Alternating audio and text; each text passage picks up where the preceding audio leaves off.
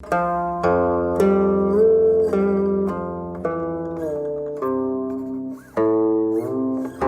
what's up? This is Sifu Cuddle, and in this video, I want to introduce you to a truly fantastic sword. It is the Flying Phoenix Hanjian from LK Chen. Now, I received this just over a week ago, and I've been putting in about 2 hours or more a day of work with this sword, and there's so much to talk about because this comes from the Han Dynasty. This is a much earlier dynasty than the Qing Dynasty, and why that's important is all the weapon work that I've learned, all the sword work that I've learned in Yang Tai Chi, the little bit of Wudan exercises that I've learned, and the Choi Lei Fut Gim that I've learned have all been Qing Dynasty swords, like this one, which I'll talk about in a second. I'll compare the two.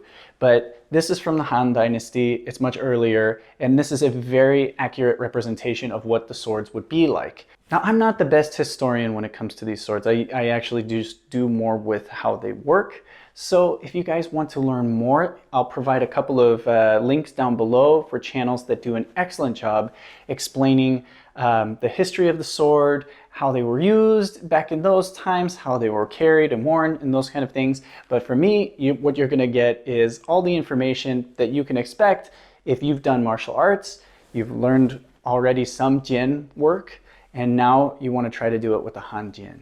Okay, so let's start with construction. When it comes to the construction, let's get to the bottom of it at the pommel, at the very bottom of the sword. Now, you probably already noticed this is a disc-shaped pommel, very much different than what you typically see in the Qing-style Jin. And it has a really nice design. I really like this on the bottom. It looks so cool. Now, you'll notice that the handle is actually much longer than the typical Qing Jin. And this could actually be grabbed with 2 hands. Although it was only meant to be held in 1 hand, typically, this is something that you can find comfort in with 2 hands. I can comfortably hold both hands on the sword, and it gets to a point like if your hand starts to fatigue and it starts slipping, you're not going to lose the sword because you can kind of see it kind of flares out at the bottom. It's got a really unique handle though. When I turn it sideways, you can really notice it here. It's not completely circular around, it's more of an ellipse. And this holds in the hand similar to like a hammer or an axe, so you know where the blade edges are. It's going to be either on this side or this side because of when you grip the sword, you're automatically going to know where the blade edge is. When you get lower, it actually becomes more cylindrical. So you do have a different feeling. And like I said, even though it wasn't typically used as a 2-handed sword, when I grab with 2 hands, it actually feels really comfortable with this bottom hand, especially considering that this is going to be the one that's going to have to make adjustments to add leverage for your cuts. So I actually really do like that about it. Now, the grip is just a wrapped cord around, and I have heard that some people were a little skeptical about this one. They said it wasn't very aesthetically pleasing. I actually like the way it looks. And especially when it was clean and new, it had a nice way that it would zigzag with the light, but it's just wrapped around very tightly. And I've put in a lot of time to where you can kind of start to see where it's worn down from my hands grabbing it. And I haven't had any problems of losing my grip or anything like that. It's been absolutely fine to work with. Even now, it's starting to get hot here in Geneva, and sweat on my hands hasn't had any problem with this grip at all. One of the other things that I've noticed with the disc pommel is that in certain techniques, I've found that if I'm stabbing and I have my palm facing down, it feels a little weird around the wrist. Most of the other techniques, I haven't had any problems with that, but over time, you get used to it and you can either adjust for it, not in the structure of how you poke, it's just how you hold your grip on the sword, or you just do either a side palm or a palm up step. It's really not that big of a deal. It's easy enough to work around. Okay, now probably one of the first things you noticed is this little guard. It looks great. Don't get me wrong, I love the geometry of this here. It's got these cool looking hard edges. It looks almost futuristic in a way. A very simplistic, but it's just a small guard. The edges, they're not as hard as you would think, and coming from the sword itself, working with it and having my hand choked up for the first part, I really didn't have any problems or issues with it pushing or cutting into my hands. Though it's so different than what I'm used to doing with the Qing style sword. With the Qing style sword, typically you're going to grab and you're going to have one finger that just kind of loosely rests along the guard itself. So it just follows the guard. It's got this nice big area where it can do that. And then notice I have a little extra room behind for the pommel. This is just a typical way that people would hold the sword. This is impossible with the Hanjian. When you're holding the Hanjian, there's no way that you're going to be able to put your finger up this high. And especially with this sword in particular, because it's sharp all the way down to the guard. So this eliminates two styles of grips that are very commonly taught with sword these days. One is the finger pointing upward, because it's just going to slide and cut itself on the blade. Or, as seen in a lot of wushu, is the trigger grip. And again, even though the pressure is pulling down this way, you're still putting pressure on that, and that's just going to bite you. So you have to adjust the grip. This was my biggest challenge in working with it. And if you are trained with something like this, the Qing style, you're going to find this to be one of your biggest challenges too. It's just awkward at first. There are a lot of things that I can say about how the sword made up for it, but the main factor is this little guard does not support this grip at all. What I ended up finding the most comfortable is I slightly move down with my thumb, and then I can keep my finger extended here. I still get that almost trigger finger grip, but I still have complete control of the blade. So this is where I find most of my control and most of my gripping. It's not bad to not choke up all the way, because at this point I get a lot more of the guard pushing into the web of my hand, and even though it doesn't cut, over time that wear is going to turn into, you know, blisters and eventually callus. But at this point, I found that the best thing to do is to just take the grip down a little bit. I also found it's a little bit more comfortable because of the curvature right here. Once I get my pinky over the edge, this really feels nice, and it's a very secure grip. And one of the other things that happens that's really beautiful here is because of the weight of the sword itself, and it seems to just carry itself through the techniques. I'll talk about that a little bit more, but first I want to talk about the scabbard. The scabbard itself, this is the soldier's model. It's just a plain black lacquer scabbard. It's wooden, and you'll notice that it tapers down to match the blade, and then we've got this block here on the bottom. I'll talk about that in a second.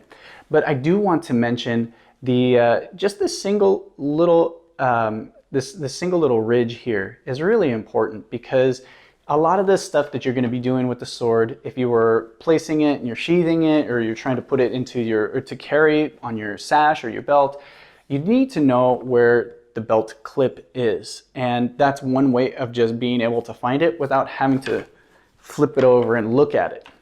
Now you'll notice the clip is just secured on with the same wrap that's used for the grip.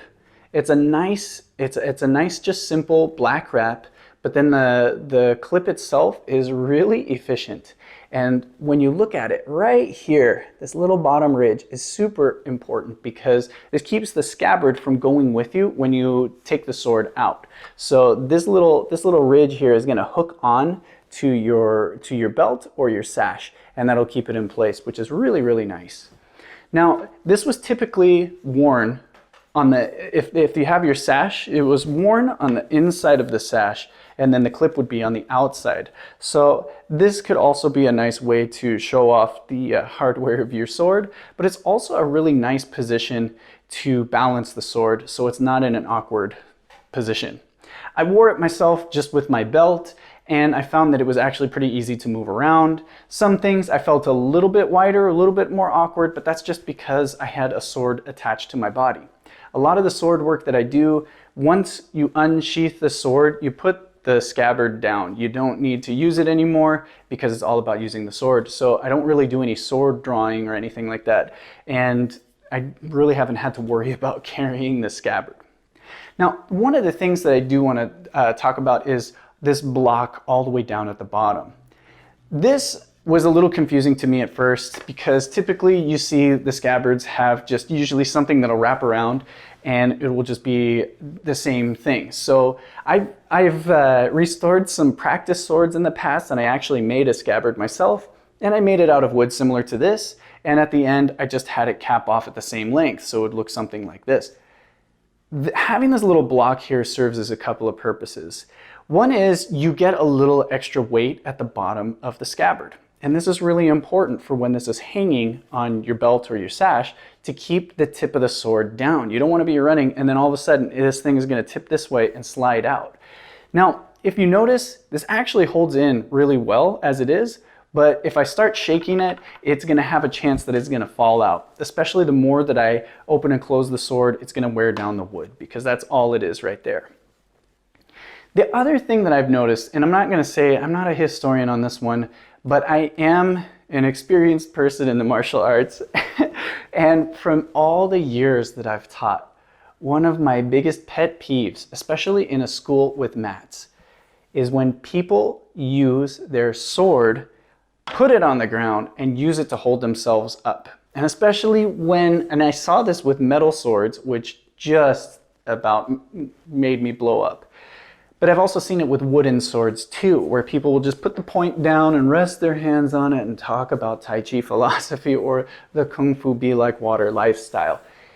It's not, it damages mats, it's bad for the floor, but with this scabbard, it's actually made for it. So because of the length of the sword and the way that you have that block on the bottom, it's actually not flat. It's got a little bit of a curvature to it. Having the flat pommel on the top makes it for a very comfortable way to hold your sword in sitting or resting. If you're standing there, you can rest your hand on top and it's not going to concentrate all the weight onto a single point and poke into the floor or damage the blade itself. Everything, the scabbard itself is holding the sword up. So the wood where it's resting on the guard, and then of course where it's resting on the ground is a lot more structure than trying to put all that pressure on the tip of the blade. So it actually does invite it. And though I'm not saying that this was the exact purpose of it, I'm not saying it was meant to be a walking stick, I know how people are. And when they sit down, when they're standing around, they're going to do something. They're going to rest their hand on something. Doesn't mean they have to put their entire body weight, but it's a lot more comfortable sometimes to sit like this or to stand like this rather than trying to hold it in a neutral position. So it could be good engineering in that respect. But again, this is just my perspective on it. This is from my experience on it. Okay, let's talk about one more thing and then we get to the blade itself. Look at this fit and finish. The guard has that forward angle. The scabbard has that forward angle as well. I love it. It fits so clean, so nice all the way around. It's just really well made. So now that we've looked at all of this, let's talk about the blade and how it handles.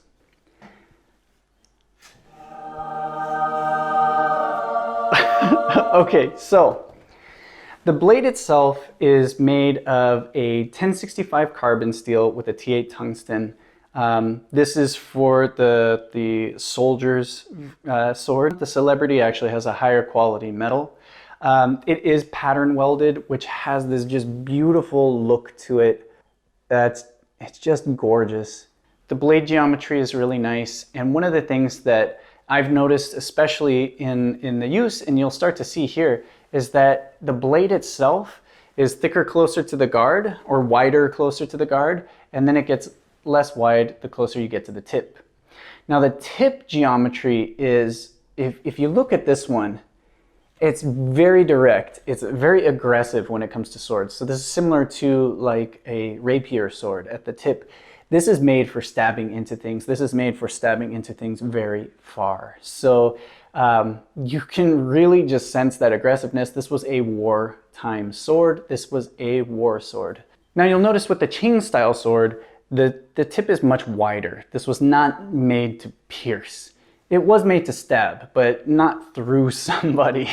This is just more made to poke, draw blood, slice, all of that. And it can get far in depending on how strong you are, but the other one is gonna go straight through. I had fun with this one, and I really recommend it. This is an absolutely beautiful sword by LK Chen. It's really, The name Flying Phoenix is more than just colorful imagery.